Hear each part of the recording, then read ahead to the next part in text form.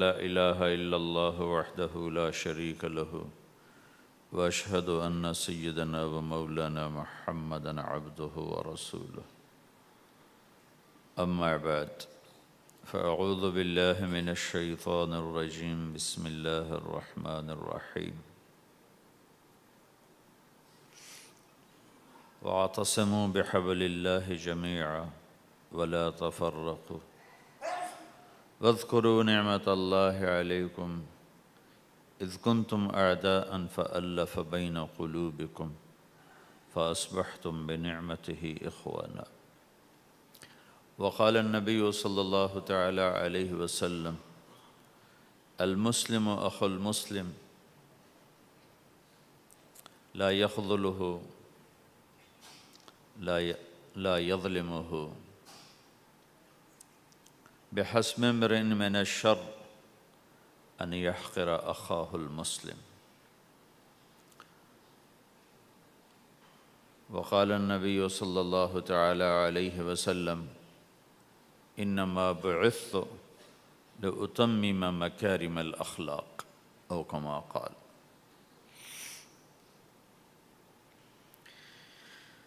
اللہ اکبر۔ میرے محترم بھائی اور دوستو،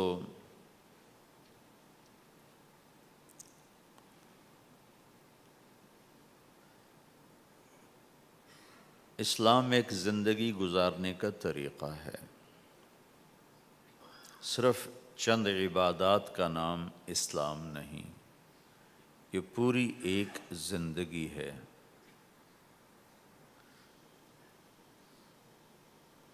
اور اس زندگی کو سکھانے کے لیے، چونکہ انسان پیدائشی طور پہ جاہل پیدا ہوتا ہے، اسے کچھ نہیں آتا، اسے سیکھنا پڑتا،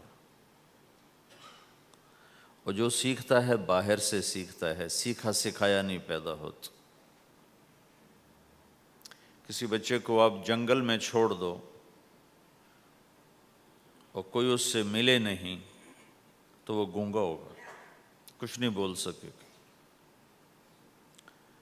لیکن آپ چڑیا کے بچے کو تنہا چھوڑ دو، کوئی چڑیا اس سے ملاقات نہ کرے تو وہ اپنی زبان ہی بولے گا، اپنی زبان میں بولے گا۔ کوے کو تنہا چھوڑ دو، کوئی کوا اسے ملنے نہ دو تو کوے کی زبان ہی بولے گا۔ لیکن انسان کو گجراتی کا بچہ پنجابیوں میں چھوڑ دو تو گجراتی بھول جائے گا، پنجابی بولے گا۔ پنجابیوں کا بچہ گجراتیوں میں چھوڑ دو تو وہ پنجابی نہیں بولے گا، وہ گجراتی بولے گا۔ اور کوئی بھی نہ اس سے ملے، اسے تنہا چھوڑ دو تو وہ کچھ بھی نہیں بول سکے گا، گونگا ہوگا۔ تو انسان جو کچھ سیکھتا ہے باہر سے سیکھتا ہے، اور چونکہ امتحان کی جگہ ہے تو باہر دونوں چیزیں موجود ہیں، غلط بھی صحیح بھی، دونوں جنس بازار میں موجود۔ انسان کے علاوہ جتنی مخلوق ہے ان میں غلط کرنے کا کوئی سسٹم ہی نہیں ہے، وہ غلط کر ہی نہیں سکتے، جو کرتے ہیں ٹھیک کرتے۔ انسان کے اندر دونوں سسٹم ہیں، فَأَلْهَمَهَا فُجُورَهَا وَتَقْوَاهَا، یہ دونوں نظام لے کے چلتا ہے۔ اسلام کو سیکھنا پڑتا ہے، اور اسلام کے لیے جو سب سے بڑا سرمایہ ہے، جیسے آپ بازار میں جاتے ہو، دکان کھولتے ہو، پھیری لگاتے ہو، تو اس کے لیے پیسہ چاہیے، ڈالر چاہیے۔ ڈالر کے بغیر آپ کاروبار نہیں کر سکتے۔ اسلام کے لیے ایمان چاہیے، ایمان کے بغیر اسلام پہ چلا نہیں جاتا، جانتا ہوگا چل نہیں سکے گا۔ ایمان وہ طاقت ہے، وہ سرمایہ ہے، وہ کیپٹل ہے جس سے کوئی مرد عورت وہ دین پہ چل سکتا ہے۔ یہ زیادہ ہوگا تو زیادہ چلے گا، تھوڑا ہوگا تو تھوڑا چلے گا، نہیں ہوگا تو صفر ہوگا، زیرو ہوگا۔ تبلیغ کا جو یہ کام اللہ تعالیٰ نے ہمیں دیا ہے، یہ ایمان کو سیکھنے کی اور اس کو آگے پہنچانے اور پھیلانے کی محنت ہے۔ ایمان سیکھنے کے لیے فمن شاء اتخذ الی ربہ سبیلا، کوئی ایک طریقہ نہیں ہے، کئی طریقے ہیں۔ اللہ نے سبیل کے اوپر الف لام نہیں لگایا، الف لام ہٹا کر یہ بتایا ہے کہ اللہ تک پہنچنے کے راستے کئی ہیں، محنت کے۔ راستہ تو ایک ہے اسلام، اس پر آنے کی جو محنت ہے اس کے راستے مختلف ہیں۔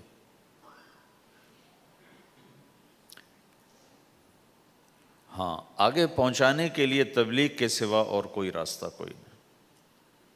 یہاں آ کر تبلیغ منفرد کا کام منفرد ہو جاتا ہے کہ کسی محنت میں گشت کوئی نہیں سوائے تبلیغ۔ صرف تبلیغ ہے جس میں گشت ہے کہ خود چل کے جاؤ۔ اگر میرے پاس وہ میرے کالج کا لڑکا نہ آتا تو مجھے تو نہیں پتا تھا تبلیغ کیا چیز، نہ دین کا پتہ تھا نہ دنیا کا پتہ تھا۔ تو کوئی چل کے آیا اور اس نے ہاتھ پکڑا، اور دعوت ہے ہی بے طلبوں کے لیے، مدرسہ تو طلب والوں کے لیے، وہاں تو تعلیم ہوتی، تبلیغ نہیں ہوتی۔ خانقاہ تو طلب والوں کے لیے ہے اور دعوت بے طلب لوگوں کے لیے، جو سننا نہیں چاہتے، جو قریب نہیں آنا چاہتے۔ اور ایسا طبقہ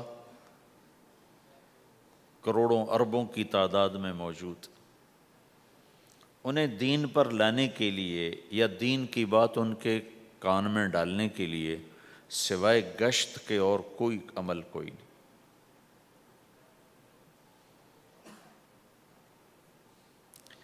میں پشاور گیا تو جماعت میں انہوں نے کہا جی یہاں ایک وکیل صاحب ہیں، تبلیغ والوں کو بہت گالیاں دیتے ہیں، شکل دیکھتے ہی گالیاں دینا شروع کرتے ہیں آپ کے علاقے کے؟ آپ کے علاقے کے؟ میں نے کہا اچھا ملاؤ۔ پشاور میں رہتا تھا، وکالت کرتا تھا، میرے علاقے کا میاں چنو ایک چھوٹا سا ٹاؤن ہے وہاں کا تھا، میں اس کے قریب تلمبا ایک چھوٹا سا ٹاؤن ہے میں وہاں۔ تو جب ہم ان کے دروازے پر گئے اور نوک کیا تو دروازہ کھلتے ہی انہوں نے وہی کام شروع کر دیا، دیکھتے ہیں۔ اور کہا میں نے تمہیں کتنی دفعہ کہا ہے، وہ جو مقامی، کہ تبلیغ والوں کو میرے دروازے پر مت لایا کرو۔ تو اب بتاؤ، میں اگر یہ تبلیغ کے رگڑے نہ لگے ہوتے تو میں تو 2 تھپڑ اس کے منہ پہ مارتا، یا مفتی صاحب کی طرف فتویٰ سناتا تو اسلام سے خارج ہو گیا ہے، توبہ کر۔ میں نے اس سے کہا بھائی میں تو تبلیغی بن کے آپ کے پاس نہیں آیا، میں تو اس لیے آیا ہوں کہ مجھے پتہ چلا کہ آپ میاں چنو کے ہیں اور میں تو لمبے کا ہوں، تو میں تو اس لیے آپ کو ملنے آیا ہوں۔ تو ایسے ہوا، اچھا آپ تو لمبے کے ہو؟ میں نے کہا تو لمبے کا ہوں۔ کہو اچھا اچھا اچھا، بڑی مہربانی، فرمائیے۔ میں نے کہا فرمائیے ایسے تو نہیں ہوگا، گھر بٹھاؤ پھر فرمائیے ہوگا۔ تو اس نے دروازہ کھولا، ہمیں بٹھایا، میں نے کوئی تبلیغ کی بات نہیں کی، چائے وائے پلائی۔ تو میرے والد صاحب اپنے علاقے کے مشہور آدمی تھے، تو جب میں نے اپنا تعارف کرایا تو وہ اور خوش ہو گیا، کہا تو آپ کے باپ کا الیکشن تو میں نے لڑا ہے، ان کے لیے ووٹ مانگنا۔ تو ایسا خوش ہو گیا اور کھل گیا، اور چائے پلائی، بات چیت ہوتی رہی۔ تو اٹھتے ہوئے میں نے کہا فلاں مسجد میں ہماری جماعت آئی ہوئی ہے، میں نے کہا چلو آپ کو بتا دوں۔ مغرب کے بیان میں وہ آیا ہوا تھا۔ پھر جتنے دن میں وہاں رہا وہ آتا رہا، میں واپس چلا گیا۔ بیچ میں کئی سال گزر گئے۔ لاہور کیولری گراؤنڈ ایک مشہور جگہ، وہاں میرا بیان تھا۔ جو کرکٹر آئے ہوئے تھے، ان کو ہم نیا سعید انور، انضمام، مشتاق، ان کو ہم قریب کر رہے تھے، اس وقت نئے ان کو قریب کر رہے تھے۔ تو یہ لوگ آئے ہوئے تھے۔ تو بیان کے بعد ان کو لے کر ہم ایک کمرے میں بیٹھے، اس کمرے کی دیوار شیشے کی تھی، تو لوگ اندر آنے کی کوشش کر رہے تھے، تو ان پہرے والے ان کو روک رہے تھے۔ تو اس میں سے ایک آدمی منہ اوپر کر کے میری طرف سے اشارہ کرے، تو میں نے دیکھا تو ایک آدمی کی بڑی داڑھی، اور وہ مجھے ایسے ایسے اشارہ کر رہا ہے، میں نے نہیں پہچانا۔ تھوڑی دیر کے بعد میں نے غور سے دیکھا تو وہ وہی وکیل صاحب پشاور والے۔ تو میں نے کہا بھائی ان کو اندر بلاؤ، اندر بلاؤ۔ وہ اندر آئے تو میں اٹھ کے ملا، کہنے لگے یہ دیکھو یہ تمہارا ایک گشت، میرا وقت بھی لگ چکا ہے، بدنوں کا چلہ لگا ہے یا 3 چلے لگے ہیں۔ تو جو دیکھو نا، آپ میں سے کئی لوگ پھیری لگاتے ہیں، جس کو گجرا پھیری لگاتا ہوں، پھیری۔ میں پہلے سمجھا ہی نہیں، پھیری تو کہتے ہیں چھوٹے جہاز کو جو سمندر میں چلتا ہے، میں سمجھا یہ پھیری لگاتے ہیں، پھیری، اور وہ تو گجراتی میں پھیری کہتے ہیں پھیری کو۔ تو پہلے تو میں چکر کھاتا رہا کہ یہ کیا ہے پھیری، پھیری تو چھوٹے جہاز کو کہتے ہیں، چھوٹا بحری جہاز۔ تو پھر بعد میں کسی نے کہا کہ یہ چل پھر کے سودا بھیجا، اچھا پھیری کو پھیری کہہ رہے ہیں، تم خدا کو خدا کر دیتے ہو، خدا کا شکر۔ ایک تو خدا لفظ ہی میں نے پہلے کہا تھا بولنے کا نہیں ہے، ایک اس کو خدا کو خدا کر دیتے ہو، خدا کی قسم۔ تو تم پھیری لگاتے لگاتے گاہک بنا لیتے ہو، نہیں بناتے ہو؟ پھیری لگاتے لگاتے تم اپنے گاہک بنا لیتے ہو۔ یہی تبلیغ کا کام ہے کہ پھیری لگاؤ، لوگوں کے در کھٹکھٹاؤ، کوئی لے گا کوئی نہیں لے گا۔ جو آپ لوگ پھیری لگاتے ہو تو سارے آپ سے سودا لیتے ہیں؟ نہیں لیتے، کوئی لیتا ہے کوئی نہیں لیتا، لیکن آپ جاتے رہتے ہو، جاتے رہتے ہو، جاتے رہتے ہو، جاتے رہتے ہو، آہستہ آہستہ آپ اپنا اتنا کام کر لیتے ہو کہ آپ کی روٹی چل جاتی۔ تو سارے نبیوں نے پھیرا لگایا، کوئی نبی گھر نہیں بیٹھا کہ میرے پاس کوئی آئے گا تو اسے سکھاؤں گا، ہر نبی نے پھیرا لگایا۔ اور داؤد علیہ السلام نے ایک دفعہ یہ کیا، ایک بڑا عبادت خانہ بنایا اور اس کی دیواریں اونچی کر دی، اتنی اونچی کہ اندر کوئی جا نہ سکے، اور یہ طے کیا کہ ہفتے میں ایک دن میں کسی سے نہیں ملوں گا، صرف اللہ اللہ کروں گا، ہفتے میں ایک دن۔ تو وہ پہلا دن تھا، اندر سے تالا لگا دیا اور خود اندر بیٹھ گئے، اور پہلا دن ہے کہ میں آج کسی سے نہیں ملوں گا۔ تو میرے رب کو یہ بات پسند نہیں آئی کہ نبی کا کام کٹ کے بیٹھنا نہیں ہے، لوگوں میں جانا ہے۔ تو اللہ تعالیٰ نے انسانی شکل میں 2 فرشتے اندر اتار دیے۔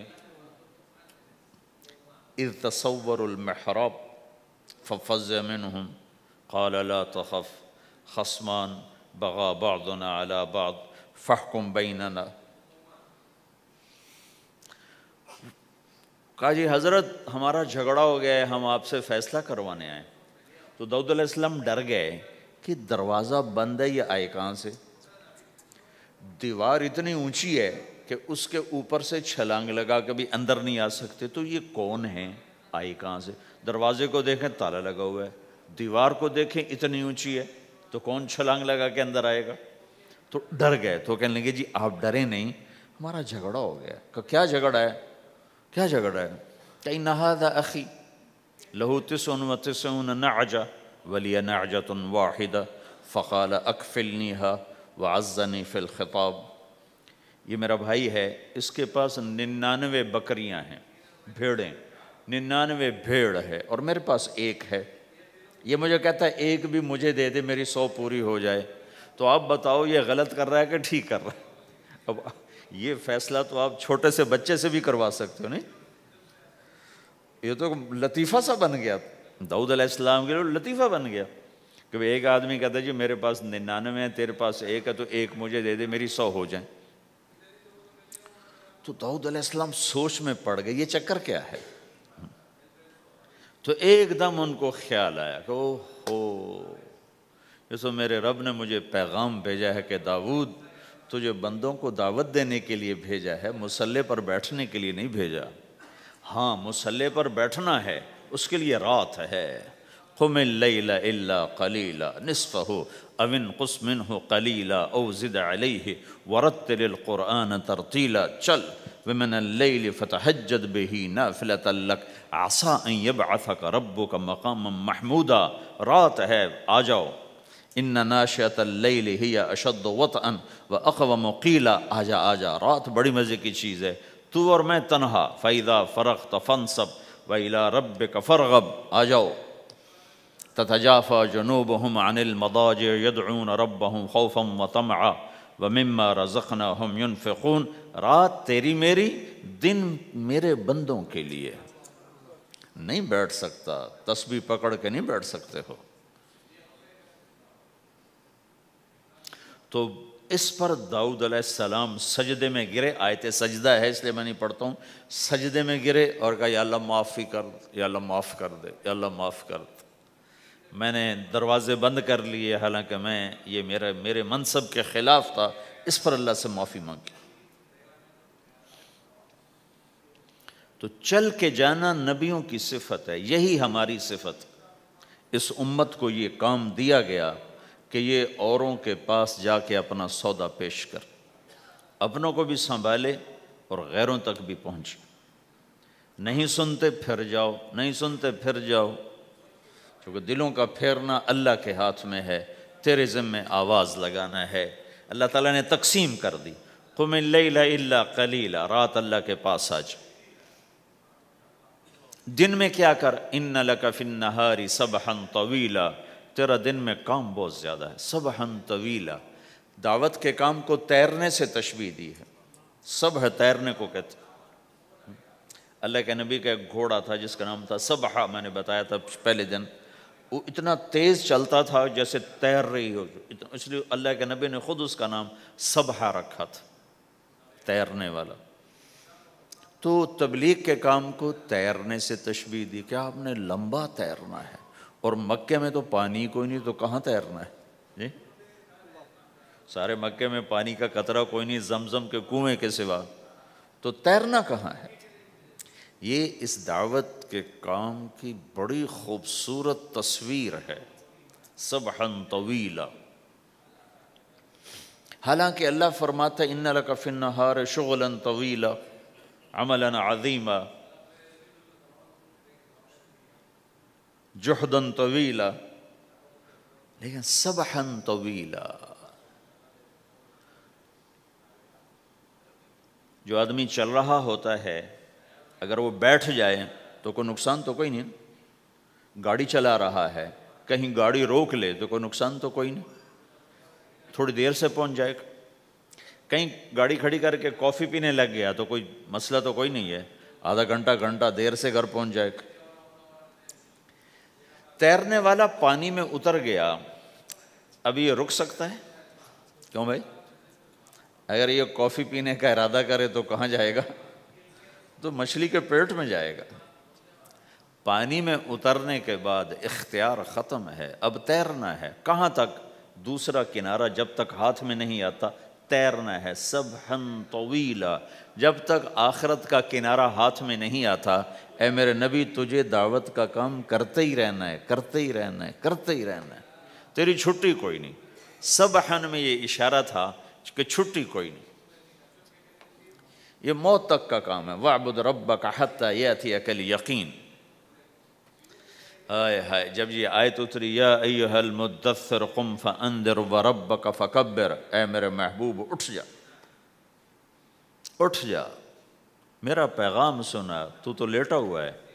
تو اس پر آپ نے کہا خدیجہ انقطع ایام النوم والراحہ، میرے آرام کے دن چلے گئے، میرے سونے کے دن چلے گئے، میرے رب نے مجھے کہا ہے اٹھ جا اور میرا پیغام سنا۔ تو اس وقت تو کوئی جاننے والا نہیں تھا، تو پہلے آپ چپ کے بات فرما رہے تھے، پھر اللہ نے کہا کھل کے کہہ، تو پھر آپ نے کہا میں خدیجہ میں کس کو کہوں، میری کون سنے گا، من ادعو من یستجیب۔ تو حضرت خدیجہ نے عرض کی یا رسول اللہ آپ دعوت دینے میں پہل کریں، میں لبیک کہنے میں پہل کرتی ہوں۔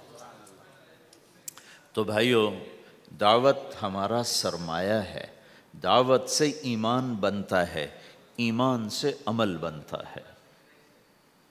تو اگر آپ اس دعوت میں حرکت کرتے رہو گے، ان لک فی النہار سبحا طویلا، کل میں نے اس پر تھوڑی تفصیل سے بات کر دی تھی، آج میں اس سے اگلی بات کرنا چاہتا ہوں، لیکن اس کو بار بار سننا اس لیے ضروری ہے کہ آدمی بڑی جلدی بھول جاتا ہے، اور نفع سامنے نہ ہو تو اس کے لیے قدم اٹھانا، مال لگانا مشکل ہو جاتا ہے۔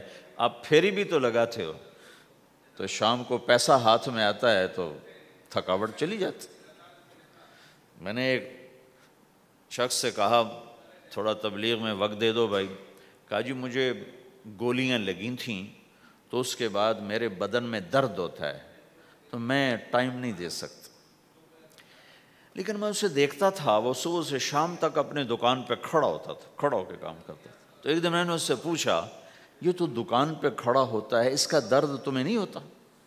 تبلیغ میں تو اتنی مشقت نہیں ہے۔ وہ کہنے لگا جی روز درد بہت ہوتا ہے، لیکن میں جب شام کو پیسے گنتا ہوں تو سارا درد چلا جاتا، سارا درد چلا جاتا۔ تو اب آپ تبلیغ میں 3 دن کے لیے گئے تو کچھ لگا کے آتے ہو، ہاتھ میں تو کچھ بھی نہیں ہوتا، اور چلے کے لیے جاؤ تو کچھ لگتا ہے، ہاتھ میں تو کچھ بھی نہیں آتا۔ 4 مہینے کے لیے جاؤ تو کچھ لگتا ہے، ہاتھ میں تو کچھ بھی نہیں آتا۔ تو وہ جذبہ پیدا نہیں ہوتا لگانے کا، تھکنے کا، تھکانے کا، جیسے دنیا میں پیدا ہوتا ہے کہ اس کی واپسی نظر آ رہی ہوتی۔ تو اس لیے بار بار ضرورت ہے اس کو سننے اور سنانے کی کہ اللہ نے اس امت کو یہ منصب دیا ہے، کنتم خیر امت اخرجت للناس، تم سب سے بہترین امت ہو، تمہیں نکالا گیا ہے۔ کیا کرتے ہو؟ تأمرون بالمعروف وتنہون عن المنکر وتؤمنون باللہ، بھلائی کی بات کرتے ہو، برائی سے روکتے ہو، صلہ مجھ سے لیتے ہو، تؤمنون باللہ، صلہ مجھ سے لیتے ہو، اللہ پہ ایمان لاتے ہو۔ کل بھی میں نے کہا تھا کہ ہر مسلمان کے ذمہ دعوت ہے، عمل کرے یا نہ کرے۔ آج پھر اس کو دہرا رہا ہوں کہ عمل کرے یا نہ کرے، اوروں کو دعوت دینا ہر مسلمان کے ذمہ ہے۔ اللہ تعالیٰ نے بنو اسرائیل کے بارے میں کہا میری تم پہ لعنت ہے، لعن الذین کفروا من بنی اسرائیل علی لسان داود و عیسیٰ ابن مریم، اے داود، اے عیسیٰ، ان پر لعنت بھیجو۔ کتنا سخت اللہ کا فرمان ہے۔ اچھا کیوں؟ کس لیے؟ اللہ نے دو جرم بتائے، ذَلِكَ بِمَا عَصَوْا وَكَانُوا يَعْتَدُونَ، یہ بہت نافرمان ہو چکے ہیں، بہت نافرمان ہو چکے ہیں۔ ایک اس کی وجہ سے ان پر اللہ کی لعنت۔ دوسرا کیا ہے؟ کانوا لا یتناہون عن منکر فعلوہ، جو گناہ خود کر رہے ہوتے ہیں اس سے اوروں کو نہیں روکتے۔ کانوا لا یتناہون، نہیں روکتے تھے، عن منکر، اس گناہ سے، فعلوہ، جسے وہ خود کر رہے ہوتے تھے۔ تو اس سے پتہ چلا کہ اگر کوئی نافرمانی بھی کر رہا ہے تو کسی کو اگر دیکھتا ہے نافرمانی کرتے تو اسے سمجھانا اس کے ذمے ہے۔ یعنی اللہ تعالیٰ نے اللہ یوں کہہ رہا ہے کہ کم وقت خود تو برائی کر رہا تھا تو کسی کو روکتا تو صحیح۔ دونوں ہی کام نہیں کیے، نہ خود چھوڑا نہ کسی اور کو روکا۔ تو بھائیو، حرکت کرتے رہنا، اس حرکت میں بڑی طاقت ہے۔ ساری کائنات حرکت میں، اگر رک جائے تو تباہی۔ زمین حرکت کر رہی ہے، سورج حرکت کر رہا ہے، چاند، ستارے، ہر شے حرکت میں۔ تمہاری زمین 66,000 کلومیٹر فی گھنٹہ کی رفتار سے روزانہ بھاگی جا رہی۔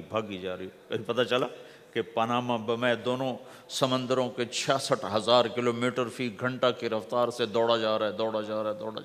تمہارا سورج 6 لاکھ میل، 9 لاکھ کلومیٹر فی گھنٹہ کی رفتار سے دوڑتا جا رہا ہے۔ حرکت کے ساتھ زندگی ہے، حرکت ختم ہوگی زندگی ختم ہو جائے گی۔ اب لوگوں نے حرکت کی، اپنے ملکوں کو چھوڑ کر آئے، اللہ نے آپ کو روزگار دے دیا، باعزت روزگار دے دیا۔ تو بھائیو، اللہ کے دین کے لیے حرکت کرتے رہنا، عمل بھی آ جائے گا انشاءاللہ، ایک دن دیکھو گے زندگی بدلے گی۔ ہمارے بزرگ تھے، ساتھی فوت ہو گئے، تو ان کا بیٹا پی آئی اے میں کیپٹن تھا، جہاز اڑاتا تھا۔ تو انہوں نے کہا بیٹا نماز پڑھ لیا کر۔ کہا ابا فرصت نہیں ملتی، بہت کام ہوتے۔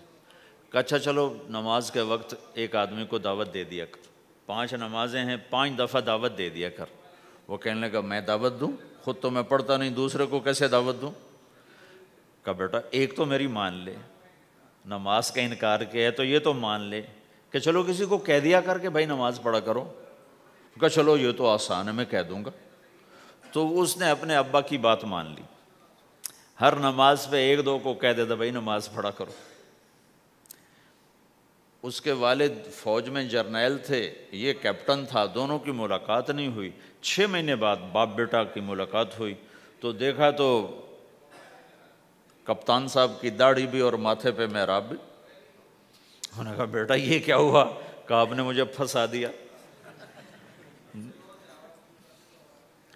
وہ جب میں لوگوں کو کہتا رہا تو میرے اپنے اوپر اثر ہونا شروع ہو گیا کہ میں اپنے آپ کو ملامت کرنے لگا کہ اوروں کو تو کہہ رہا ہے، خود تو پڑھتا نہیں۔ کہا اس نے مجھے کھڑا کیا اور میں نماز پہ آیا۔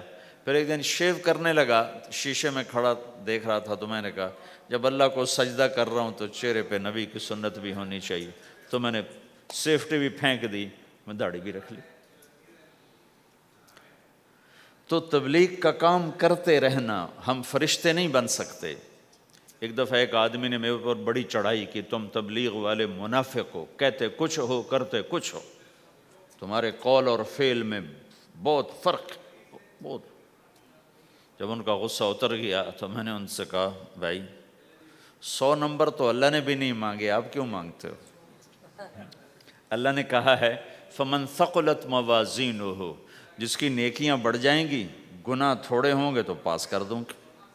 تو 100 نمبر تو اللہ نے بھی نہیں کہا کہ ایک گناہ تیرے کھاتے میں نہیں ہونا چاہیے، 100/100 نمبر لے گا تو جنت دوں گا، نہیں تو ریپٹ مار کے جہنم میں ڈالوں گا۔ تو 100 نمبر تو اللہ بھی نہیں مانگتا، اسے پتہ ہے میرا بندہ کمزور ہے، کبھی گناہ کرے گا کبھی نیکی کرے گا۔ تو وہ کہتا ہے جس کے پاس 51 نیکیاں ہوئیں اور 50 گناہ ہوئے تولوں گا تو 51 جھک جائیں گے نا، 50 معاف۔ مثال دے رہا ہوں میں، ہمارے علاقے میں ایک زمیندار تھے، وہ ذکر بھی بہت کرتے تھے، گالیاں بھی بہت دیتے، ادھر سبحان اللہ تیرے فلانے، الحمدللہ کے ساتھ ایک پھکڑ تولتے تھے، ساری زندگی وہ ایسا ہی کرتے رہے۔ جب وہ فوت ہو گئے تو کسی نے ان کو دیکھا تو انہوں نے پوچھا کہ میاں صاحب آپ کے ساتھ کیا ہوا؟ آپ تو گالیاں بہت دیتے تھے۔ خود ہی انہیں یہ پوچھ رہے آپ تو گالیاں بہت دیتے تھے، تو آپ کے ساتھ کیا ہوا؟ کہ اللہ تعالیٰ نے میرے ذکر اور میری گالیوں کو تولا، تو میرا ذکر بڑھ گیا تو میری بخشش ہو گئی۔ اللہ نے بھی کاؤنٹنگ رکھی ہے، پرفیکشن مانگی ہی نہیں۔ اگر اللہ پرفیکشن مانگتا تو پھر آپ کہتے تم کرتے کچھ ہو کہتے کچھ ہو۔ اگر میں کہتا صحیح ہوں تو ایک نیکی تو کر رہا ہوں، اور کرتا نہیں ہوں تو ایک گناہ کر رہا ہوں۔ کیا پتا میرا رب میرے کہنے کے طفیل میرے نہ کرنے کو معاف کر دے۔ بس ایک صورت میں ہے کام خطرناک کہ اگر میں اس کہنے سننے کو اپنی دنیا بنانے کا ذریعہ بنا لوں پھر خطرناک ہے۔ أَتَأْمُرُونَ النَّاسَ بِالْبِرِّ وَتَنْسَوْنَ أَنفُسَكُمْ وَأَنْتُمْ تُتْلُونَ الْكِتَابَ، وہ یہ آیت ہے۔ لیکن اگر میرے اندر اخلاص ہے تو پھر میں انسان ہوں، کبھی اچھا کروں گا کبھی برا کروں گا، لیکن میرے ذمہ صدا لگانا ہے۔ تو بھائیو اس تبلیغ کے کام کو کرتے رہنا، اس سے ایمان بنتا ہے، ایمان سے دین وجود میں آتا ہے۔ دین کے 2 حصے ہیں، ایک عبادات ہے جس میں نماز سب سے اہم ہے، پھیری پہ ہو گھر پہ ہو نماز نہ چھوڑو۔ رمضان کے روزے ہیں، اللہ پھر رزق زیادہ دے دے، حج کرو، زکوٰۃ دو، لیکن عبادات بڑی محدود ہیں اور اس میں کثرت اللہ نے مطالبہ بھی نہیں کیا، بلکہ اللہ تعالیٰ نے اس میں اعتدال ہی کو پسند فرمایا ہے۔ اللہ تعالیٰ نے ہمارے نبی لمبی لمبی نمازیں پڑھتے تھے تو اللہ تعالیٰ نے روک دیا کہ ما انزلنا علیک القرآن لتشقی، میرے نبی میں نے تمہیں قرآن اس لیے نہیں دیا کہ تو لمبی لمبی نمازیں پڑھ کے تھکتا رہے، درمیانہ چل درمیانہ چل۔ اللہ کے نبی نے تبلیغ میں زیادہ زور دکھایا تو اللہ نے اس پر بھی کہا فلا تذهب نفسك علیہم حسرات، اتنا غم نہ کیا کر کے تو خود ہی ہلاک ہو جائے، نہیں ایسا نہ کر۔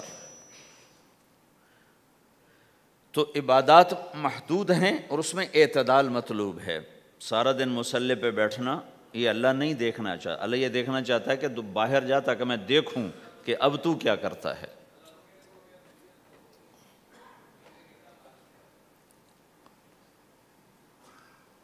دوسرا حصہ اس کا اخلاقیات ہیں، آپس کی معاشرت ہے۔ دین جو اثر انداز ہوتا ہے وہ معاشرت سے اثر انداز ہوتا ہے، عبادت سے نہیں، عبادات سے نہیں۔ عبادت تو مسجد کے اندر ہے یا مصلی پر گھر کے اندر ہے، روزہ اندر کی چیز ہے، حج بیت اللہ میں ہے، زکوٰۃ مسلمان کو دی جاتی ہے۔ تو دنیا میں دین پھیلنے کے لیے اور اپنوں کو دین کے قریب کرنے کے لیے جو سب سے بڑا عمل ہے وہ بھائیو اچھے اخلاق ہے۔ یہ دوسرا حصہ میں آج بیان کرنا چاہتا ہوں۔ اللہ کے نبی نے فرمایا ایو عُرَى الاسلام اوثق، مجھے بتاؤ اسلام کا سب سے مضبوط عمل کیا ہے؟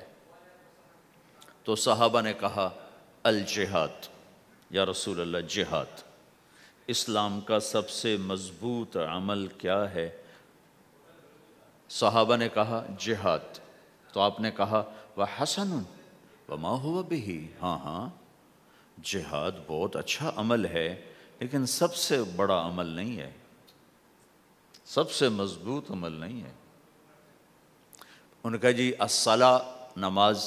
تو ہم نے کہا ہاں وَحَسَنَةٌ وَمَا هِيَ بِهَا، نماز بھی بہت اچھی چیز ہے لیکن وہ نہیں جو میں پوچھ رہا ہوں، سب سے اعلیٰ، سب سے اوپر، سب سے مضبوط نہیں۔ پھر انہوں نے کہا جی الحج، حج۔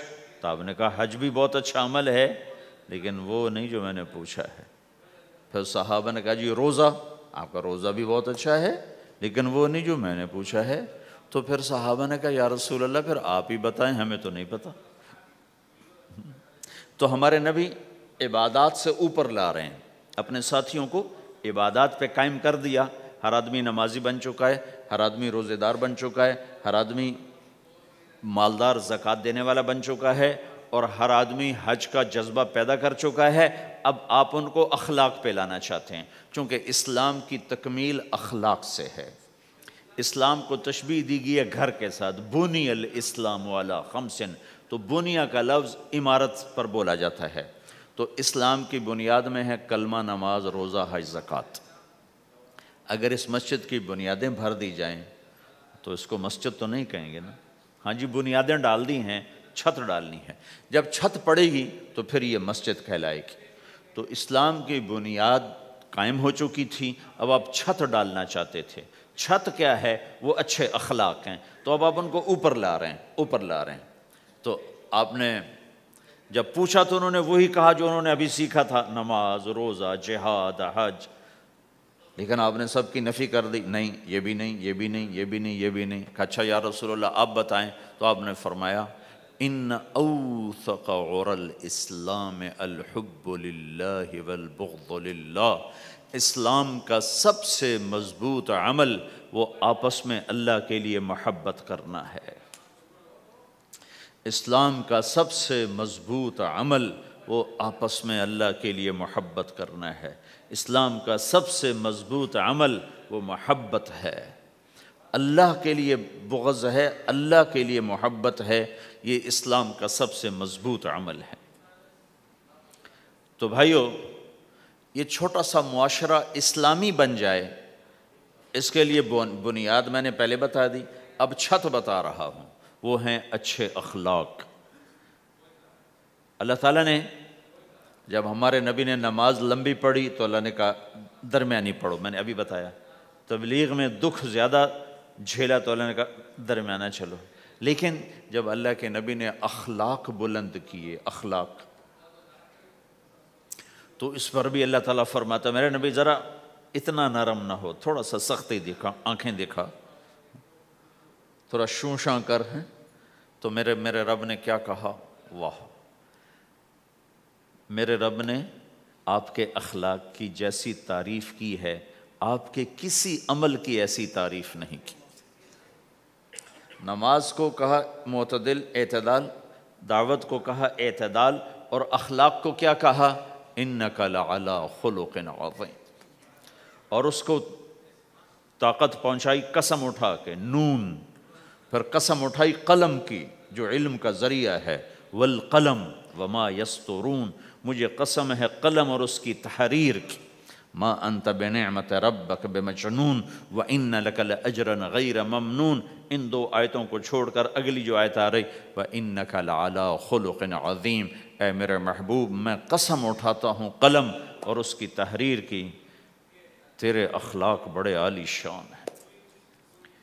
یہ نہیں کہا تیرے اخلاق بڑے عالی ہیں، انک لعلی، علا، علا کا یہاں بہت عظیم الشان کردار ہے۔ علا یہ بتا رہا ہے کہ اے میرے نبی جتنے اخلاق تصور کیے جا سکتے ہیں وہ سب تیرے تابع ہو چکے ہیں، اور تو ان پہ سوار ہو چکا ہے، تو ان پہ چھا چکا ہے۔ علا چھا جانے کے لیے ہوتا ہے کہ تمام اخلاق تیرے غلام ہو چکے ہیں۔ ایک دفعہ آپ نے فرمایا اچھے اخلاق 360 قسم ہیں، 360 قسم، 360 صفات کا مجموعہ اچھے اخلاق۔ کوئی ایک صفت کسی کو مل گئی تو جنت میں چلا جائے گا۔ تو ابو بکر رضی اللہ عنہ سامنے بیٹھے تھے، کہنے لگے یا رسول اللہ افی منہا شیء، ان 360 میں کوئی میرے اندر بھی کچھ ہے؟ تو آپ نے کہا تیرے اندر سارے کا سارا، کوئی کمی کوئی نہیں، پورے۔ یہ آپ نے اور کسی کو نہیں کہا، صرف آپ نے یہ ابو بکر سے فرمایا کہ ابو بکر تیرے اندر پورے اخلاق 360۔ تو بھائیو، آپس کی محبت اور اچھے اخلاق یہ اسلام کا سب سے چوٹی کا سبق ہے، سب سے اعلیٰ درجے کا سبق۔ اب ایک حدیث میں جو حدیث جبریل کہلاتی ہے، وہ انسانی شکل میں آ کر پوچھتے ہیں یا رسول اللہ اسلام کیا ہے؟ تو آپ کہتے ہیں کلمہ، نماز، روزہ، حج، زکوٰۃ، یہ اسلام ہے۔ یہی سوال اب آخری حج کا موقع آ چکا ہے، اب اسلام 9 سال آگے، 10 سال آگے جا چکا ہے اور اس کی شکل مکمل ہو چکی ہے۔ تو عمر بن عبسہ رضی اللہ تعالیٰ عنہ یہ آخری حج کے موقع پر آپ سے ملتے ہیں اور آ کر یہ آپ سے پوچھتے ہیں یا رسول اللہ مل اسلام؟ سوال ایک ہے، مل اسلام؟ شروع میں مدینے کے داخلے کے شروع میں جبریل انسانی شکل میں آتے ہیں اور کہتے ہیں مل اسلام، اسلام کیا ہے؟ تو آپ کہتے ہیں کلمہ، نماز، روزہ، حج، زکوٰۃ۔ اب یہی سوال 10 سال کے بعد یا 9 سال کے بعد عمر بن عبسہ کہتے ہیں یا رسول اللہ مل اسلام، اسلام کیا ہے؟ تو اب جواب سنو، آپ نے فرمایا اطعام الطعام وطیب الکلام، میٹھا بول بولنا اور کھانا کھلانا۔ کسی سے میٹھا بول بولنا کتنا عظیم ہے میرے نبی کی، میرے اللہ کی بارگاہ میں، کہ آپ نے فرمایا ابتسامک فی وجہ اخیک صدقہ، تو اگر کسی مسلمان کو ہنس کے مل لے تو یہ بھی تیرے لیے صدقے کا ثواب ہے، صدقہ لکھا جائے گا۔ جبریل کہتے ہیں یا رسول اللہ مل ایمان، ایمان کیا ہے؟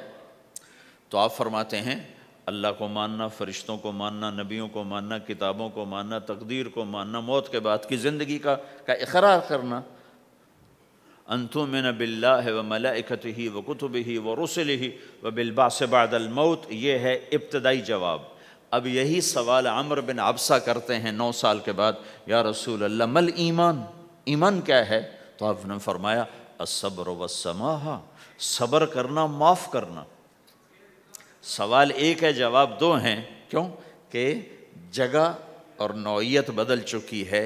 ابتدائے اسلام ہے تو عبادات بتائی جا رہی ہیں، انتہائی اسلام ہے تو اخلاق بتائے جا رہے ہیں کہ اے عمر، ایمان کیا ہے؟ صبر کرنا، معاف کرنا، صبر کرنا، معاف کرنا۔ تو بھائیو جو ہمارا معاشرہ بنے گا اسلامی، گھر میں باہر، وہ بنے گا اچھے اخلاق سے، عبادت سے نہیں، علم سے نہیں، تبلیغ سے نہیں، وہ بنے گا اچھے اخلاق سے، میٹھے بول بولنے سے، درگزر کرنے سے، معاف کرنے سے، سہ جانے سے، اور بازار میں سچائی۔ بازار میں میٹھا بول نہیں، وہ تو ہر تاجر مسکرا کے ملتا ہے، ہاں وہ تو کاروبار ہے مسکرانا۔ سچا بول، الصدق ینجی والکذب یہلک، میرے نبی نے فرمایا سچ نجات دیتا ہے اور جھوٹ ہلاک کر دیتا ہے۔ تو بازار کے اخلاق ہیں صحیح بولنا، صحیح تولنا، دھوکہ نہ دینا۔ میرے نبی سے پوچھا گیا یا رسول اللہ مسلمان بزدل ہو سکتا ہے، ڈرپوک؟ آپ نے کہا ہو سکتا ہے۔ کہ یا رسول اللہ مسلمان بخیل ہو سکتا ہے، بخیل کنجوس؟ آپ نے کہا ہو سکتا ہے۔ کہ یا رسول اللہ مسلمان جھوٹ بول سکتا ہے؟ آپ نے کہا جھوٹ نہیں بول سکتا۔ آپ نے فرمایا میں اپنے امت میں ہر عیب کی توقع رکھتا ہوں کہ میرا امتی ہر گناہ کر سکتا ہے لیکن دو کام نہیں کر سکے گا اگر وہ میرا امتی ہے، ایک جھوٹ کبھی نہیں بولے گا، ایک دھوکہ کبھی نہیں دے گا۔ اور یہ دونوں کام ہمارے پورے عروج پر ہیں۔ تو مسلمان دھوکہ نہیں دیتا کسی کو، مسلمان جھوٹ نہیں بولتا۔ تو اللہ کے نبی نے یہ نہیں فرمایا جو نماز نہیں پڑھتا وہ وہ مجھ سے نہیں ہے، میری امت میں سے نہیں، جو روزہ نہیں رکھتا میری امت میں سے نہیں ہے، زکوٰۃ نہیں دیتا میری امت میں سے، یہ نہیں کہا۔ آپ نے کہا من غش فلیس منا، جس نے کسی کو دھوکہ دیا وہ میری امت میں سے نہیں ہے، میری امت سے خارج۔ تو آپ کی تجارت پاناما میں ایسی تجارت ہو کہ وہ اسلام کا بولتا ثبوت بن جائے۔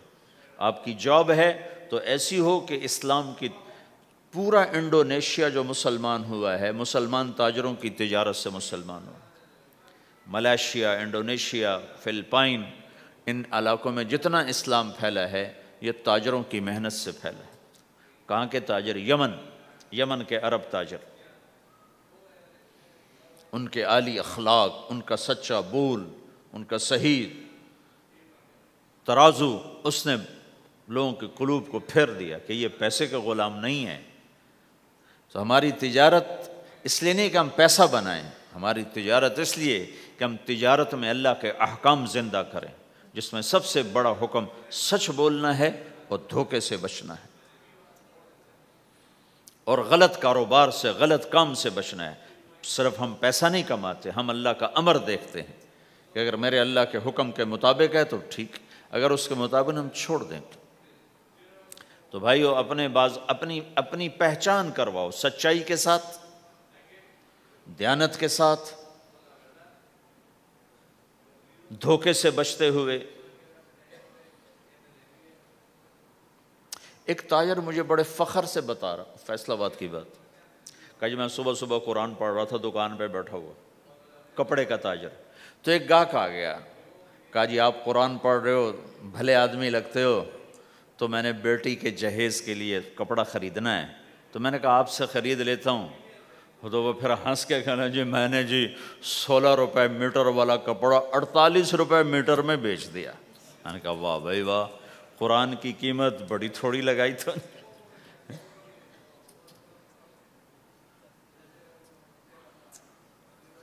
ہائے ہائے ہائے ہائے، اس کو شرم بھی نہیں آ رہی اس بات پر، احساس ہی کوئی نہیں کہ اس نے قرآن پڑھتے دیکھ کر اعتماد کیا، اور اس نے قرآن سے ہی اس کو دھوکہ دیا کہ پورے بازار میں 16 روپے گز ہے وہ کپڑا، وہ 48 روپے اس کو بیچ رہا ہے۔ اگر اپنے نبی کی بات سنو، آپ نے کہا سچا تاجر قیامت کے دن نبیوں کے ساتھ کھڑا کیا جائے گا۔ کیوں؟ کہ ہر موقع پہ جھوٹ بولا جا سکتا ہے، پروفٹ کمایا جا سکتا ہے، دھوکہ دیا جا سکتا ہے، فراڈ کیا جا سکتا ہے، اور اس سے بچتا ہے بچتا ہے بچتا ہے بچتا ہے۔ نہ اپنوں کو دھوکہ دیتا ہے نہ غیروں کو دھوکہ دیتا ہے۔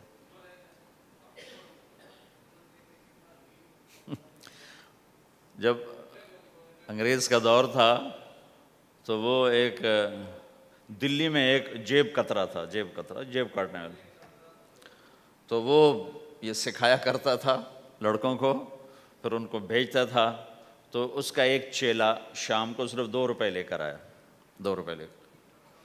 تو اس نے کہا بے وقوف، آج سارے دن کی کمائی 2 روپے؟ کہا استاد آج بہت بڑا مال مارا تھا،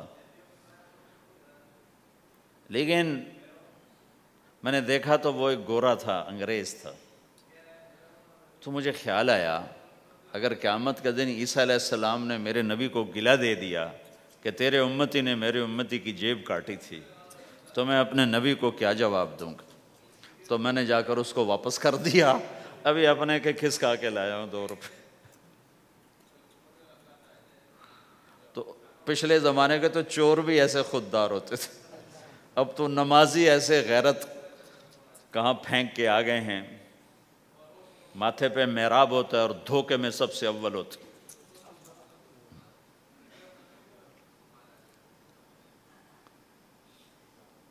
تو ہمارا اسلام صرف اس مسجد کی 4 دیواری میں نہیں ہے، ہمارا اسلام تو بارش کے قطروں کی طرح پھیلا ہوا ہے، آسمان کی بلندی ہے، آسمان کی وسعت ہے، جیسے اس سے زیادہ ہمارے دین کی وسعت ہے۔ تو آپ کسی دفتر میں ہو یا اپنے کاروبار میں ہو تو اس میں بھی اللہ کے نبی نے آپ کو طریقہ بتایا ہے۔ تو بازار کے اخلاق ہیں مسکرانا نہیں، بازار کے اخلاق ہیں سچ بولنا، صحیح دینا، صحیح تولنا، صحیح سودے کا عیب بتانا۔ عبد الرحمن بن عوف رضی اللہ تعالیٰ عنہ کے بارے میں، وہ پہلے 10 صحابہ میں آتے ہیں، پہلے 10 صحابہ۔ آپ نے کہا ابو بکر جنتی، عمر جنتی، عثمان جنتی، علی جنتی، طلحہ جنتی، زبیر جنتی، سعد جنتی، عبد الرحمن جنتی، ابو عبیدہ جنتی، سعید بن زید جنتی، اس میں ایک عبد الرحمن۔ جب ان کا انتقال ہوا تو انہوں نے 3 ارب 10 کروڑ 20 لاکھ دینار چھوڑے ترکہ۔ ہمیں تو بڑا بیوقوف بنایا گیا ہے، کاغذ کو کرنسی بنا کے دے دیا۔ کاغذ، کرنسی تو سونا ہوتا ہے جی، کرنسی تو سونے اور چاندی کو کہتے ہیں، کاغذ کے ٹکڑے کو تو کرنسی نہیں کہتے۔ اور اب کرنسی بھی لے کر وہ کارڈ پکڑا دیے، جیب بھی خالی، اب کرنسی بھی کاغذ بھی کوئی نہیں، خالی کارڈ۔ اس کو کیا کہتے ہیں کارڈ کو؟ Credit card, credit card. وہ ساری دنیا کو بیوقوف بنائے ہوئے، یا تو کاغذ پکڑائے ہوئے ہیں یا کارڈ کاغذ بھی اب واپس لے لیا، اب کارڈ پکڑا دیا۔ اور عبد الرحمن بن عوف نے جو پیسے چھوڑے وہ کاغذ نہیں تھے۔ کاغذ کی کیا حیثیت، پاکستان میں روز چھپ رہے ہیں، کاغذ کی کیا حیثیت؟ 3 ارب 10 کروڑ 20 لاکھ دینار سونے کے، اور ایک سکہ دینار اس وقت 4.5 ماشے کا ہوتا تھا۔ اب اس کو ملٹیپلائی کرو اور پورا پاناما خرید لیں وہ اس پیسوں سے۔ اور وہ ٹاپ لسٹ کے 10 ٹاپ صحابہ میں سے ایک۔ وہ فرماتے تھے میری تجارت کا یہ اصول رہا کہ میں نے کبھی ادھار نہیں خریدا، نہ کبھی ادھار بیچا، نہ کبھی ادھار خریدا۔ جو خریدے بھی ادھار اور بیچے بھی ادھار، اسے نیند کہاں آئے گی؟ دینے والے دیتے نہیں، لینے والے سر پہ کھڑے ہوتے۔ انہیں نہ بیوی اچھی لگتی نہ بچے اچھے لگتے، وہ گھر میں بیٹھ کے بھی گھر میں نہیں ہوتے۔ تو آپ نے فرمایا نہ میں نے کبھی ادھار خریدا نہ کبھی ادھار بیچا، نقد خریدا نقد بیچا۔ دوسرا میرا اصول یہ رہا کہ میں نے کبھی سٹاک نہیں کیا، جب مجھے پروفٹ ملا میں نے فوراً بیچ دیا، انتظار نہیں کیا 1 ہفتے بعد بیچوں گا ریٹ بڑھ جائے گا۔ جس دن مجھے پروفٹ ملا 1 پیسہ بھی ملا تو میں نے فوراً بیچ دیا۔ تیسرا اصول یہ تھا کہ میرے سودے میں کوئی کمی یا عیب ہوتا تو میں اسے چھپاتا نہیں تھا، ظاہر کرتا تھا، اس میں یہ کمی ہے بھئی، لینا تو لے لو، نہیں لینا تو چھوڑ دو۔ ہماری تو تجارت بھی جنت کا راستہ ہے۔ مدینے کے لوگ ذمہ دارا کرتے تھے، مکہ کے لوگ تجارت کرتے تھے، ان کی زراعت اور تجارت دین کے پھیلنے کا ذریعہ بن گئے۔ عبد الرحمن بن عوف رضی اللہ عنہ کا مال اللہ کے دین کے کام آیا، عثمان رضی اللہ عنہ کا مال اللہ کے دین کے کام آیا۔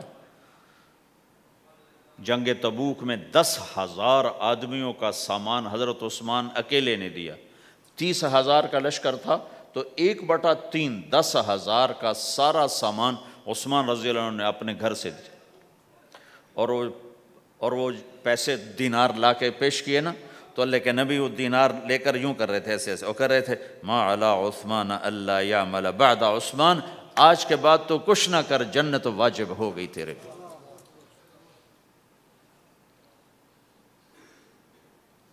تو بھائیو، ہمارا دین صرف ہمیں عبادت نہیں بتاتا، بازار کی زندگی بتاتا ہے کہ مسلمان بازار میں کیسے ہوتا ہے۔ کسی کے ہاں ملازم ہے تو اس کی نوکری کیسی ہوتی ہے، اس کی دیانت کیسی ہوتی ہے، اس کا بول کیسا ہوتا ہے۔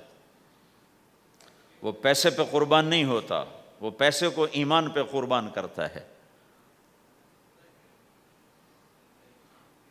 تو آپ کی تجارت بھی دین کے پھیلنے کا ذریعہ بنے گی۔ صرف نماز سے گناہ معاف نہیں ہوتے۔ مسلم شریف کی روایت ہے، من امسا کالن بعمل یدہ امسا مغفورا لہ، جو صبح سے شام تک روزی کماتے کماتے حلال حلال حلال حلال، جھوٹ والی نہیں، کھوٹ والی نہیں، خیانت والی نہیں، حرام چیز نہیں، حرام چیز کا بیچنا بھی حرام ہے، خریدنا بھی حرام ہے، اس کا پروفٹ بھی حرام ہے۔ جس گھر میں حرام پیسہ جائے گا وہاں سکھ کبھی نہیں آئے گا، چیزیں آ جائیں گی، چین نکل جائے گا۔ 1960 کی دہائی میں ایک پاکستان کا افسر تھا، اس نے 1960 میں لوگوں کے پاس 100 روپے مشکل سے ہوتے تھے، اس نے اس زمانے میں کروڑوں روپے جمع کیے رشوت سے، بہت بڑی پوسٹ پر تھے۔ جب وہ مر گیا، ایک دن اس کا بیٹا کہہ رہا تھا، کاش ہمارا باپ ہمارے لیے حرام کٹھا نہ کرتا تو کوئی خوشی کا دن ہم بھی دیکھ لیتے۔ جن کے لیے جمع کیا تھا کہ میرے بچے اب مزے سے، میں نے خود اپنے کانوں سے اس کو یہ کہتے ہوئے سنا کئی دفعہ، میں آج مر جاؤں میری بچی کو کسی کی پرواہ نہیں کہ میں نے اتنا پیسہ بنا دیا ہے۔ تو اسی کا بچہ یہ کہہ رہا تھا، کاش ہمارا باپ ہمارے لیے حرام کٹھا نہ کرتا تو ہم بھی کوئی خوشی کا دن دیکھ لیتے۔ تو اللہ کے نبی نے فرمایا، من امسا کالن بعمل یدہ امسا مغفور لہ، جو صبح سے شام تک حلال کمانے میں تھکتا ہے اور تھک کے واپس آتا ہے تو اس کے اس دن کے سارے گناہ اللہ معاف فرما دیتے۔ تو ہمارا بازار بھی دین ہے بھائی، پھر ہمارا گھر بھی دین ہے، گھر کی زندگی دین ہے۔ میرے نبی نے گھر کی زندگی سمجھائی۔ آپ اپنے گھر میں جھاڑو دے رہے ہیں، قاب قوسین کا ٹائٹل لے کر، مقام محمود کا ٹائٹل لے کر، ختم نبوت کا تاج سر پہ سجا کر، نبیوں کی سرداری کا صحرا باندھ کر آپ گھر میں جھاڑو دے رہے ہیں، اپنے کپڑے خود دھو رہے ہیں، 9 بیویاں ہیں، 9 اپنے کپڑے خود دھو رہے ہیں، کوئی پھٹ گیا ہے خود سی رہے ہیں، جوتا پھٹ گیا خود ٹھیک کر رہے ہیں۔ حضرت عائشہ رضی اللہ عنہ کو آٹا گوندنا نہیں آتا تھا، چھوٹی عمر تھی نا، تو ان کو آٹا گوند کے دیتے تھے، جب تک ان کو آٹا گوندنا نہیں آیا ان کو آٹا گوند کے دیتے تھے۔ ہمیں تو گھر کی زندگی بھی سمجھائی گئی ہے، اور ہمیں بتایا گیا کہ تو اگر اپنی بیوی کے منہ میں لقمہ ڈالتا ہے تو یہ بھی تیرے لیے صدقہ ہے۔ سب سے بہترین صدقہ وہ ہے جو تم اپنے بچوں پر خرچ کرو۔ پھر دنیا دکھوں کا گھر ہے، تو میں قربان جاؤں اپنے نبی پر۔ آگے آنے والے سارے زمانوں کو دیکھ کر بیان فرما گئے، بتا گئے۔ آپ نے فرمایا مجھے بتاؤ جہاد میں خرچ کرنے سے بھی بہتر خرچ کون سا ہے؟ جہاد میں خرچ کرنا تو سب سے بہتر شمار ہوتا ہے۔ آپ نے کہا مجھے بتاؤ جہاد میں خرچ کرنے سے بھی بہتر کون سا خرچ ہے؟ تو صحابہ نے کہا جی ہم تو نہیں جانتے، ہم تو اسی کو سب سے بہتر جانتے ہیں۔ ہم نے کہا نہیں، اولاد کا ماں باپ پہ خرچ کرنا جہاد میں خرچ کرنے سے بھی بہتر ہے۔